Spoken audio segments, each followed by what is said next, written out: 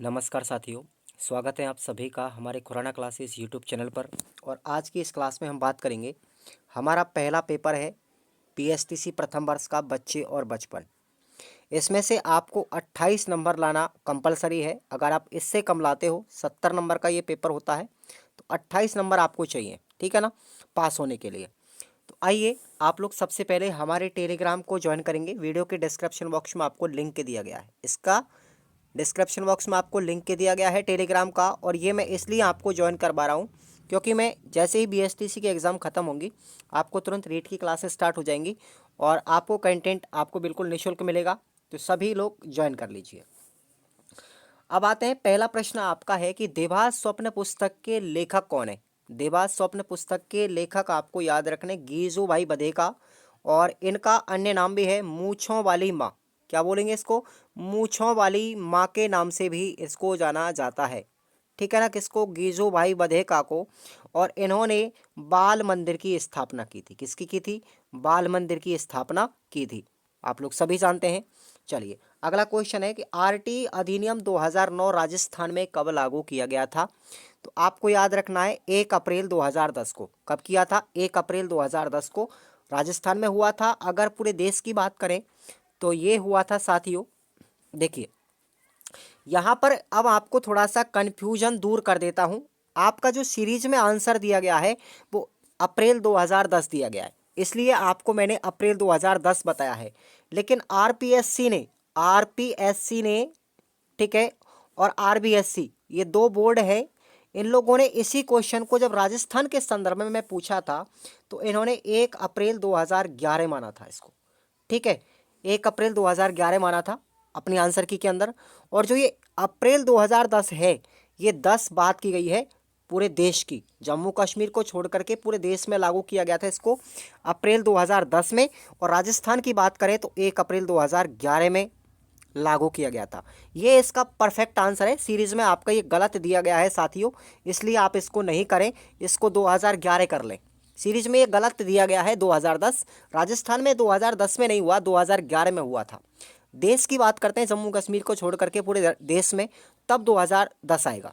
Confirm आप लोग याद रखेंगे।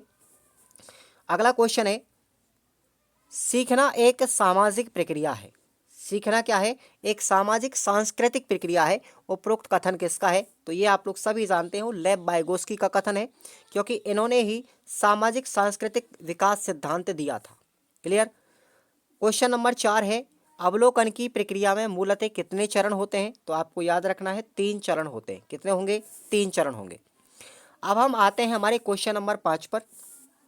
जॉन हॉल्ट की 2 सबसे प्रसिद्ध पुस्तक आपको याद रखनी है। जॉन हॉल्ट की अगर पुस्तक पूछी जाए तो पहली पुस्तक का नाम है बच्चे असफल कैसे होते हैं, और दूसरी पुस्तक का नाम है बच्चे कैसे सीखते हैं, ठीक है।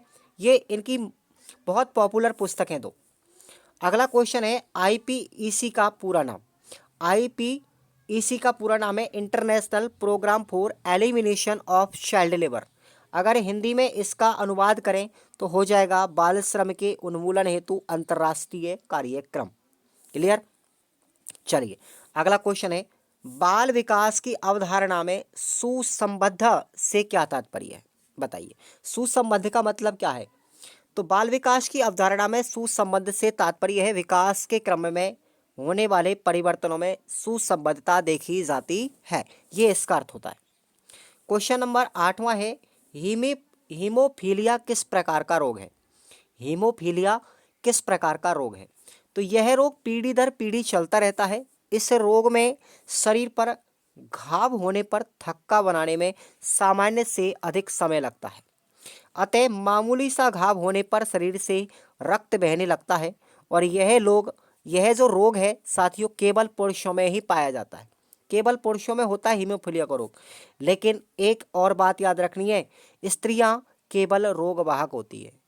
इसमें होता तो किन में है? ये पुरुषों में होता है। लेकिन इसकी अगर पूछा जाए कि हीमोफीलिया रोग का ट्रांसफर कौन करता है, एक पीढ़ी से दूसरी पीढ़ी में कौन पहुंचाता है? तो महिलाएं पहुंचाती है, जीन के माध्यम से, ठीक है ना। अगला क्वेश्चन, व्यक्तित्व के शील गुण किसे कहते हैं? देखो, शील गुणों की जो व्याख्या की थी वो आलपोर्ट साहब ने की थी, ठीक है। और उन्होंने, आलपोर्ट साहब ने 16 पीएफ प्रणाली दी थी, ठीक है ना, 16 फैक्टर प्रणाली, और उन्होंने शील गुण के अंदर एक महत्वपूर्ण शील गुण माना था बुद्धि को। ठीक है, 16 शील गुण बताए थे आलपोर्ट साहब ने, ये आप लोग पढ़ेंगे, जिक्र करेंगे साइकोलॉजी के अंदर। तो शील गुण वे गुण होते हैं जो व्यवहार को निश्चित करते हैं। ये गुण व्यक्तित्व में एक प्रकार से स्थायी होते हैं। शील गुण के वुडवर्थ साहब ने भी शील गुण के दो पक्ष बताए थे। कौन कौन से? एक बताया था पॉजिटिव पक्ष और दूसरा बताया था नेगेटिव पक्ष। अगला क्वेश्चन है समरहिल स्कूल। समरहिल स्कूल की स्थापना और इसका उद्देश्य क्या था? जरा ये इंपॉर्टेंट क्वेश्चन है, ध्यान से पढ़ना। समरहिल स्कूल की स्थापना की थी A.S. नील ने। कब की थी? 1921 में, इंग्लैंड के लाइस्टन गांव के अंतर्गत। A.S. नील के द्वारा समरहिल स्कूल की स्थापना 1921 में इंग्लैंड के लाइस्टन नामक गांव में की थी। और समरहिल एक आधुनिक स्कूल था। इस स्कूल में 5 वर्ष से लेकर के 16 वर्ष तक की उम्र के बच्चों को शिक्षा दी जाती थी। यह एक स्वतंत्र और मन मर्जी का स्कूल था। आपको याद रखना है, समरहिल स्कूल को मन मर्जी का स्कूल क्यों कहा जाता है, ये क्वेश्चन भी आपसे पूछा जा सकता है। तो याद रखना, इसका आंसर यही होगा। मन मर्जी का स्कूल कहा जाता है क्योंकि बच्चों पर किसी भी प्रकार का इसमें कोई दबाव नहीं था। वे तनाव मुक्त वातावरण में रहते थे। बच्चे स्वयं अपनी इच्छा के अनुसार नियम बना करके उनका पालन करते। यहाँ बच्चों को 3 वर्गों में बांटा गया था। समरहिल स्कूल इस बात पर जोर डालता है कि सीखना उतना महत्वपूर्ण नहीं है जितना व्यक्तित्व और चरित्र का निर्माण करना जरूरी है। समरहिल स्कूल में सबके लिए समान अधिकार दिए गए थे। तो ये समरहिल स्कूल के बारे में बहुत इंपॉर्टेंट सवाल है, इसको आप लोग याद रखेंगे। अथवा में आपको क्वेश्चन दिया जा रहा है कि गीजूभाई बधेका के बाल मंदिर में शिक्षक में क्या क्या विशेषताएं होनी चाहिए। आपसे पूछा गया कि गीजूभाई बधेका ने जो बाल मंदिर की स्थापना की थी, इन्होंने भी एक स्कूल स्थापित किया था। तो इसके बारे में पूछा गया आपसे कि बाल मंदिर में एक शिक्षक को क्या क्या करना चाहिए, बाल मंदिर में क्या क्या सुविधाएं थी, बाल मंदिर की क्या क्या अवधारणाएं थी। बस यही प्रश्न आपको याद करना है। ठीक है, आप लोग अपनी सीरीज में से पढ़ेंगे। अगला क्वेश्चन है 11वां की RT अधिनियम 2009 में बच्चों को कौन कौन से अधिकार प्रदान किए गए हैं। अभी एक प्रश्न पूछा गया था शायद सेकंड ईयर के अंदर कि भाई RT अधिनियम 2011 जो है वो हमारे संविधान के कौन से अनुच्छेद में है। तो याद रखना 47वें अनुच्छेद में है। ठीक है, जिक्र किया गया है और ये पूछा भी गया अभी इसी साल। अब इसके अधिकार कौन कौन से दिए जाते हैं बच्चों के लिए। तो 6 वर्ष से लेकर के 14 वर्ष तक के बच्चों को, कक्षा 1 से 8वीं तक के बच्चों को निःशुल्क शिक्षा दी जाती है। कोई भी बालक किसी भी प्रकार का फीस या फिर कोई डोनेशन वगैरह इसमें नहीं देना पड़ता। निःशक्त जन बच्चों को निःशुल्क और अनिवार्य शिक्षा प्रदान करने का अधिकार भी इसमें दिया गया है। और 14 वर्ष के बाद भी प्रारंभिक शिक्षा पूरी होने तक इसमें निःशुल्क शिक्षा प्राप्त करने का भी वो बच्चा हकदार होगा। ये सब अधिकार प्रदान किए हैं। किसी विद्यालय में प्रारंभिक शिक्षा पूरी होने की व्यवस्था नहीं है तो वह बालक उस स्कूल से TC कटा करके, यानी कि अपना TC लेकर के दूसरे विद्यालय में भी एडमिशन करवा सकता है। ये भी इसमें अधिकार दिया गया है। अगला क्वेश्चन है कि RT 2009 में शिक्षकों व विद्यालयों के दायित्वों का उल्लेख कीजिए कि भाई शिक्षकों के क्या क्या दायित्व दिए गए हैं RT अधिनियम में और विद्यालयों के क्या क्या दायित्व हैं। तो ये प्रश्न आपको याद करना है। नेक्स्ट क्वेश्चन है 12वां कि बालक के विकास को आनुवंशिकता और बाहरी परिवेश, आसपास का वातावरण कैसे प्रभावित करते हैं। तो देखिए आप लोग, सबसे पहले हम बात करेंगे आनुवंशिकता का बच्चे के विकास पर क्या प्रभाव पड़ेगा। प्रत्येक बच्चा कुछ जन्मजात गुणों को लेकर के पैदा होता है। बच्चे में जन्म से ही कुछ क्षमताएं होती हैं जो उन्हें भाषा सीखने में मदद करती है। अतः आनुवंशिकता व्यक्ति में माता पिता से प्राप्त विशेषताओं की उसके व्यक्तित्व में एवं व्यवहार में भूमिका एवं योगदान देते हैं। तो ये आनुवंशिकता का प्रभाव है बालक के विकास में। अगर परिवेश का योगदान पूछा जाए कि कैसे परिवेश बच्चे के विकास को प्रभावित करता है, तो देखिए आप लोग, बालक में परिवेश ही समस्त नए प्रकार के सीखे गए व्यवहार, क्रियाओं एवं कौशलों के लिए उत्तरदायी होता है। भाषा, आदतें, रुचियां, परंपराएं, कौशल एवं योग्यताओं का विकास किससे होता है? परिवेश के माध्यम से ही होता है। तो ये आपको क्वेश्चन याद रखना है। अथवा में आपको एक प्रश्न में आपको बता रहा हूँ कि बाल विकास किसे कहते हैं, यानी बाल विकास से क्या आशय है और विकास के आयाम कौन कौन से हैं, उनका उल्लेख करना है। तो ये प्रश्न आपको पढ़ के जाना है, एग्जाम में 101% आएगा, ये ध्यान रखें आप लोग। अगला क्वेश्चन है नंबर 13वां कि गामक विकास से क्या आशय है, इसके प्रकार बताते हुए इसकी विशेषता लिखिए। तो देखिए गामक विकास किसे कहते हैं, सबसे पहले तो वो देखना है। शरीर की विभिन्न मांसपेशियों को नियंत्रित करने की क्षमता जिस विकास के द्वारा आती है उसे हम क्या कहेंगे, मोटर इस डेवलपमेंट कहेंगे, इसको गामक विकास कहेंगे। और ये गामक विकास दो प्रकार का होता है, एक तो होता है स्थूल गामक विकास और दूसरा होता है सूक्ष्म गामक विकास। सूक्ष्म गामक विकास के अंतर्गत हमारे शरीर की छोटी छोटी मांसपेशियां काम करती है, जबकि स्थूल गामक विकास के अंदर हमारे शरीर की बड़ी बड़ी मांसपेशियां काम करती है। ध्यान रखना ये चीज़ आपको। अब हम बात करते हैं गामक विकास की विशेषताएं। देखिए स्नायु तंत्र की परिपक्वता पर मांसपेशियों के नियंत्रण की निर्भरता बढ़ जाती है। गामक कुशलता के लिए परिपक्वता आने लगती है। गामक विकास सामान्य से विशिष्ट की ओर होता है। गामक विकास की अवस्थाएं पहले से ही निर्धारित होती हैं और गामक विकास में व्यक्तिगत विभिन्नताएं भी पाई जाती हैं। तो ये हमारे गामक विकास की विशेषताएं हैं, ये क्वेश्चन भी आपको आएगा। नेक्स्ट अथवा में इसके क्वेश्चन है कि पोषण एवं खेल बच्चों के शारीरिक विकास को कैसे प्रभावित करते हैं, इसको आपको समझाना है। तो देखिए आप लोग, अगला क्वेश्चन है नंबर 14, व्यक्तित्व से क्या आशय है, स्पष्ट करो। साथियों व्यक्तित्व जो है वो अंग्रेजी के पर्सनैलिटी शब्द से बनाया गया है। अंग्रेजी में क्या बोलते हैं, पर्सनैलिटी व्यक्तित्व को। और पर्सनैलिटी जो शब्द है वो हमारे अंग्रेजी भाषा के लैटिन भाषा के पर्सोना से लिया गया है, पर्सोना से लिया गया है। और पर्सोना का अर्थ क्या होता है, मुखौटा।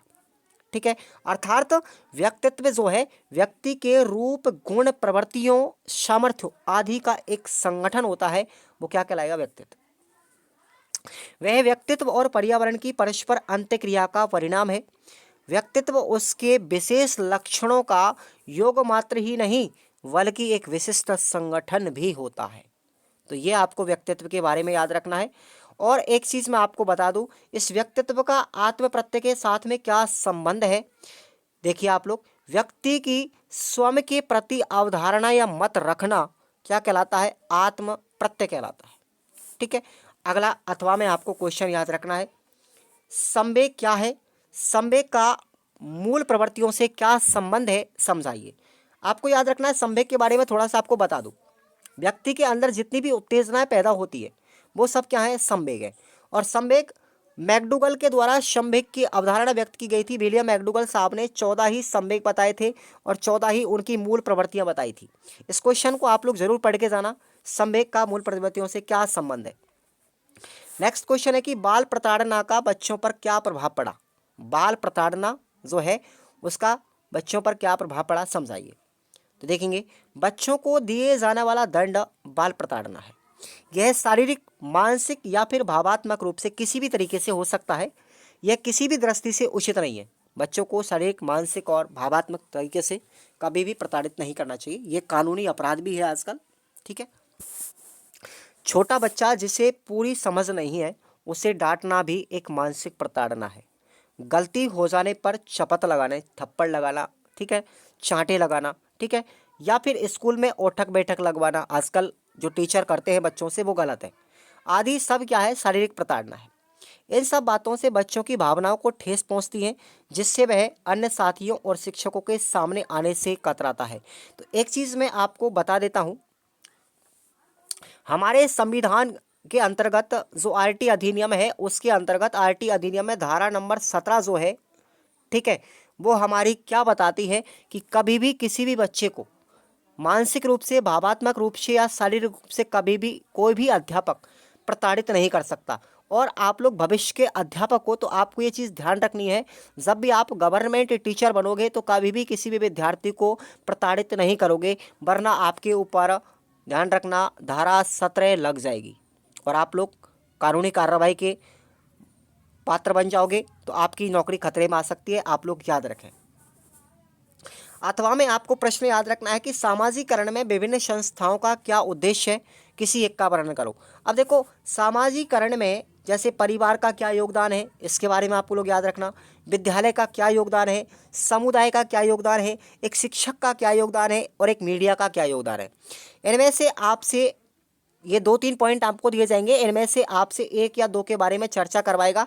तो आप लोग इन 5 ही पॉइंटों के बारे में याद करके जाना कि सामाजिकरण में परिवार का क्या योगदान है, विद्यालय का क्या योगदान है, समुदाय का क्या योगदान है, शिक्षक का क्या योगदान है और मीडिया का क्या योगदान है। आप लोग देखना, अपनी सीरीज में मिलेगा क्वेश्चन। नेक्स्ट क्वेश्चन है क्लिनिकल विधि क्या है। क्लिनिक विधि क्या है समझाइए। तो देखेंगे, जीन पियाजे ने इस विधि को नैदानिक साक्षात्कार विधि भी नाम दिया। इसको क्या बोलेंगे, नैदानिक साक्षात्कार विधि भी कहते हैं। किसने नाम दिया था, जीन पियाजे साहब ने। अपने अध्ययन के लिए साक्षात्कार विधि का प्रयोग भी किया था जीन पियाजे ने। उनके प्रयोग ने बच्चों के अध्ययन के लिए साक्षात्कार विधि को रेखांकित किया। पियाजे ने बच्चों के संज्ञानात्मक पक्ष के लिए अध्ययन में इसको उपयोगी माना। और आप भी जानते हो कि जीन पियाजे साहब ने सामाजिक ये संज्ञानात्मक विकास सिद्धांत दिया था। जैसे बच्चों की देखभाल के तौर तरीकों की सूचनाएं प्राप्त करने के लिए अनुसंधानकर्ताओं द्वारा इसका उपयोग भी किया गया। इस विधि की विशेषता क्या है, इस विधि की विशेषता यह है कि यह व्यक्ति को अपने विचारों को प्रदर्शित करने का अवसर प्रदान करती है। ठीक है, तो याद रखना आप लोग।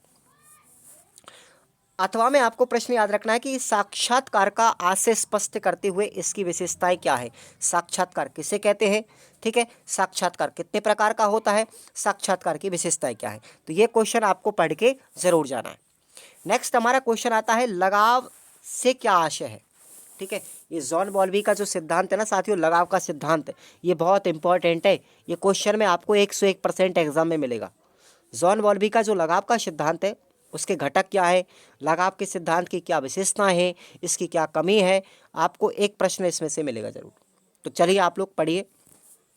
लगाव से आशय, लगाव एक प्रकार का भावात्मक संबंध है। समझिए आप लोग इस चीज़ को कि मान के चलते हो लगाव मतलब मेरा आपके प्रति प्रेम, मेरा आपके प्रति लगाव, वही तो है लगाव। ठीक है ना। तो जो दो व्यक्तियों को आपस में बांधता है, यह संबंध समय और दूरी के बावजूद भी बना रहता है। देखो मैं आपसे कितनी भी दूर हूँ लेकिन फिर भी आपका मेरे प्रति बहुत लगाव है, बहुत घनिष्ठ प्रेम है, बहुत घनिष्ठ आप लोग मुझे चाहते हो, एक लगाव है आपका, तो वही तो लगाव होता है। लगाव की भावना तब और ज़्यादा प्रबल हो जाती है जब अभिभावक शिशु की क्रियाओं पर प्रतिक्रियाएं देते हैं तथा उसे सहजता महसूस करवाते हैं। शिशु को उनकी आवश्यकता पड़ती है। तो ये हमारा लगाव हो गया। अब इसके घटक अगर पूछे जाए तो देखिए, घटक है सुरक्षित संसार, पहला घटक। दूसरा है सुरक्षा आधार। तीसरा घटक है संबंधों की घनिष्ठता और चौथा घटक है इसका अलग होने पर तनाव।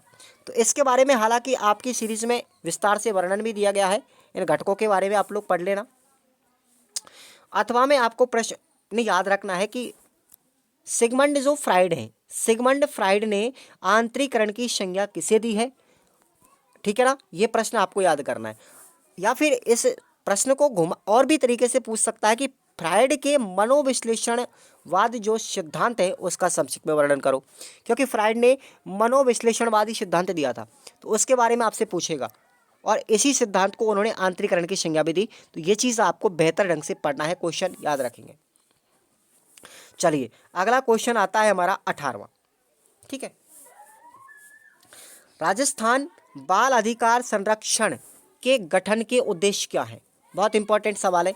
तो देखिए पहला उद्देश्य इसका कि बाल अधिकारों से संबंधित विधियों में बाल अधिकारों एवं उनके सुरक्षा हेतु दिए गए प्रावधानों का परीक्षण एवं रिव्यू करके उनके प्रभावशाली क्रियान्वयन हेतु अनुशंसाएं प्रस्तुत करना।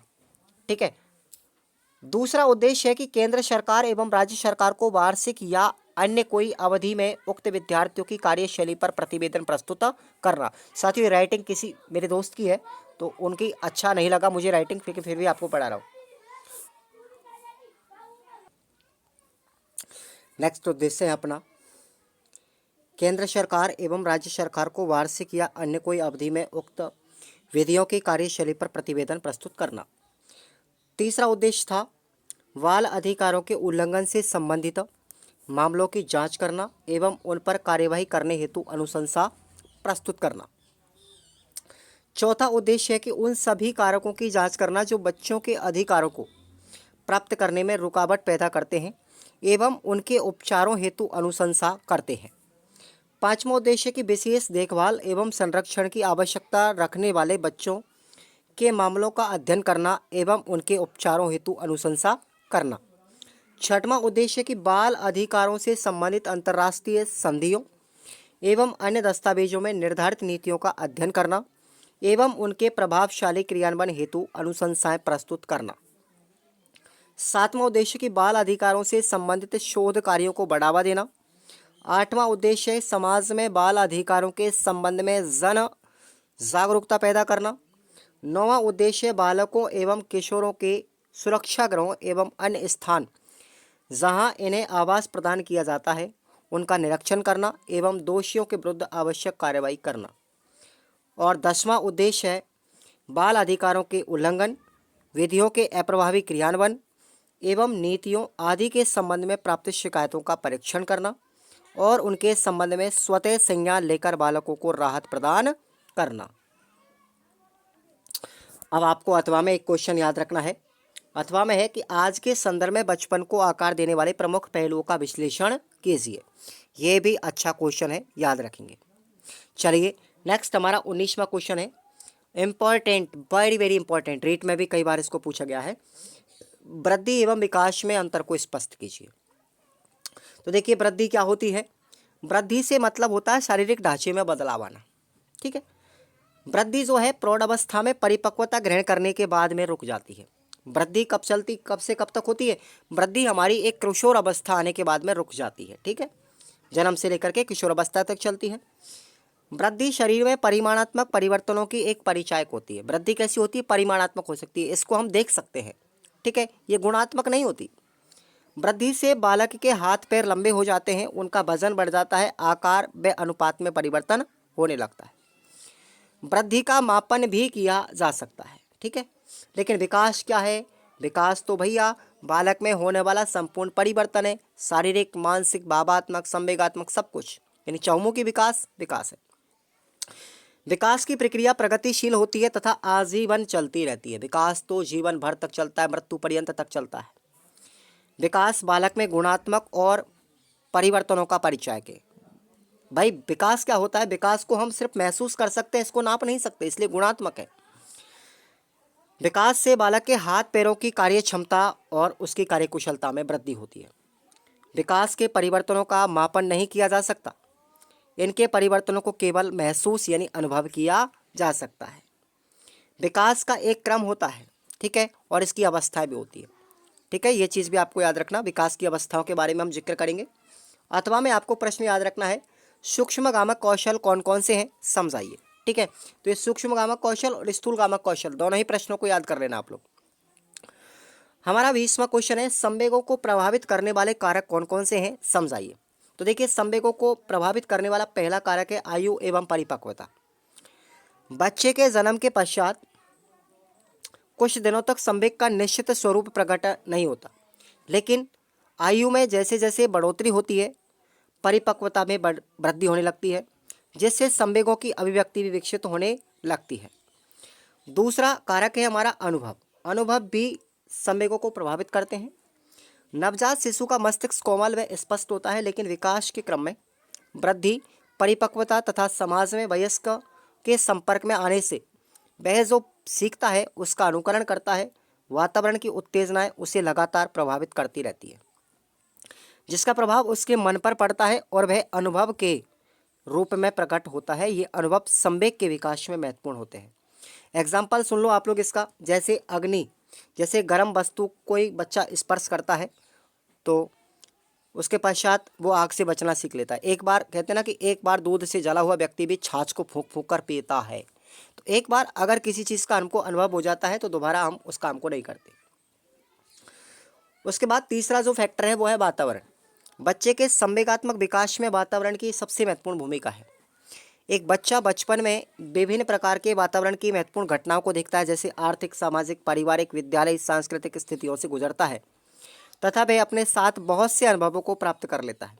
अतः हम कह सकते हैं कि वातावरण सकारात्मक अगर नकारात्मक दोनों किसी भी तरीके का होता है तो बच्चा जैसे वातावरण में रहेगा सकारात्मक या नकारात्मक पर उसका वैसा ही प्रभाव पड़ेगा। जैसे कक्षा में बच्चों के सबके सामने बेइज्जती करने से बच्चे में क्रोध उत्पन्न हो जाता है, वही माता पिता के द्वारा या अतिथियों के सामने बच्चे की प्रशंसा करने पर बच्चा प्रसन्नता का अनुभव करने लगता है। तो फर्क पड़ता है किसका? स्थिति का। अथवा में आपको क्वेश्चन याद रखना है साथियों, देखिए इंपॉर्टेंट क्वेश्चन है। एरिक एरिक्सन, ठीक है ना, एरिक एरिक्सन द्वारा प्रतिपादित व्यक्तित्व विकास सिद्धांत की 8 अवस्थाओं का उल्लेख कीजिए। इसमें से एक क्वेश्चन आप लोग निश्चित कर लीजिए, फैक्टर आएगा। 8 अवस्थाएं, 8 अवस्थाओं को पढ़ के जाना है। प्रश्न इसमें से 101% छपेगा, ठीक है। और एकमात्र ऐसा सिद्धांत है जो मृत्यु पर्यंत तक चलता है, ठीक है, याद रख लेना आप लोग। मनोसामाजिक विकास सिद्धांत दिया था इन्होंने। अब आपको क्वेश्चन नंबर 21वां है कि उपन्यास अभिलेख यानी एनेक्डोटल अभिलेख क्या है और ये कितने प्रकार का होता है, ये चीज़ आपको याद रखनी है। प्रश्न देखिए आप लोग, उपन्यास अभिलेख का प्रयोग विद्यालयों में अधिकता से किया जाता है। छोटे बच्चों के कार्य एवं व्यवहार अथवा किसी विशेषता का उल्लेख उपन्यास अभिलेख में मिलता है, एनेक्डोटल अभिलेख में मिलता है। लुइस के अनुसार एनेक्डोटल अभिलेख किसी छात्र के जीवन की महत्वपूर्ण घटना की रिपोर्ट भी प्रदान करता है। विलार्ड के अनुसार की बात करें तो विलार्ड ने उपन्यास अभिलेख की परिभाषा में लिखा है, क्या लिखा है कि उपन्यास अभिलेख एक ऐसी सामान्य आख्या है जिसमें कि निरीक्षक यानी जो अवलोकन करता है उसकी दृष्टि से किसी भी छात्र से संबंधित महत्वपूर्ण घटना का उल्लेख किया जाता है। अब उपन्यास अभिलेख के आपको प्रकार याद रखने हैं। उपन्यास अभिलेख, प्रथम प्रकार का अभिलेख वह होता है जिसमें किसी छात्र के कार्य एवं व्यवहार का केवल यथार्थ तथा वस्तुनिष्ठ विवरण मिलता है। इन विवरणों पर किसी प्रकार की कोई टीपा टिप्पणी कभी नहीं की जाती। तो ये पहले प्रकार का अभिलेख हुआ। दूसरे प्रकार का उपन्यास अभिलेख वह होता है जिसमें विवरण एवं टीका टिप्पणी दोनों साथ साथ होते हैं, विवरण भी होता है और टीका टिप्पणी भी की जाती है। तीसरे प्रकार के उपन्यास अभिलेख में विवरण टीका टिप्पणी के साथ साथ समस्या का समाधान भी लिखा जाता है। समझ लीजिए आप लोग स्टेप बाय स्टेप। चौथे प्रकार का जो अभिलेख होता है उसमें विवरण मिलता है, टीका टिप्पणी भी मिलती है, समस्या का समाधान भी मिलता है और इसके साथ साथ भविष्य में उपचार संबंधी सुझाव भी दिए जाते हैं। तो चारों के मतलब हो गए, आपको समझ में आ गया होगा, चारों के प्रकार समझ में आ गए और चारों के काम भी समझ में आ गए। उसके अथवा में आपको क्वेश्चन याद रखना है कि जेंडर से क्या आशय है, जेंडर का विकास किन कारकों पर निर्भर करता है, स्पष्ट कीजिए। इंपॉर्टेंट क्वेश्चन है ये। तो आप लोगों को ये मैंने आज का मॉडल पेपर पढ़ाया। साथियों आपको सेकंड पार्ट भी यानी सेकंड मॉडल पेपर भी आपको इसका डाला जाएगा यूट्यूब पर ही, आप लोग ज़रूर देखें और इसको मैक्सिमम से मैक्सिमम शेयर करें। टेलीग्राम को आप लोग ज्वाइन कर लीजिए और हमारे यूट्यूब को सब्सक्राइब करें और आपको रीट की क्लासेस इस पर निःशुल्क मिलेंगी। धन्यवाद।